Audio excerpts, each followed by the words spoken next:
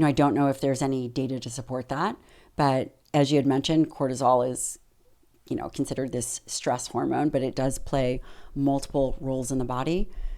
There is challenges with cortisol being elevated over long periods of time, also called Cushing's. Yep. Which is a diagnosis.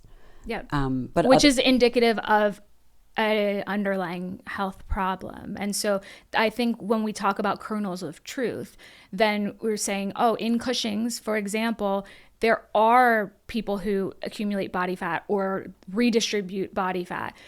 That's the case in somebody who has a health condition. That's not the case for these short-term fluctuations in healthy individuals. So there's a lot of fear-based messaging around cortisol, and people are worried that they have elevated chronic cortisol, and they don't. Their cortisol levels are fluctuating normally, and there isn't anything to be worried about in terms of your changes in body composition if you're a healthy individual. Yeah, and it's probably more important to consistently train than it would be to not. Is that fair to say?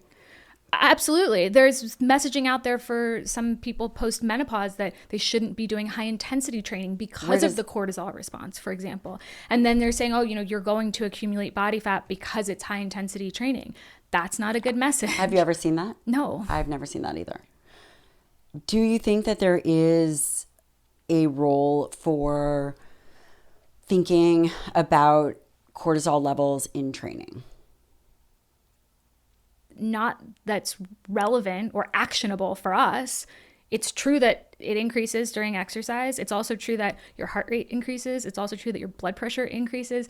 These are things that the system is designed to regulate and doesn't require us to manually intervene. What about the idea that cortisol breaks down muscle? It does have those properties. It does promote protein breakdown.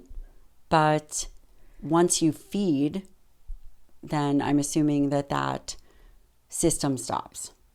Yes, there's nothing to suggest that acute level of cortisol, that again is normal, is going to exacerbate protein breakdown to the point that it will exceed protein synthesis and then would interfere with your muscle growth. And again, we look at the human subject data, it's not interfering. There are people who are training fasted who are gaining muscle.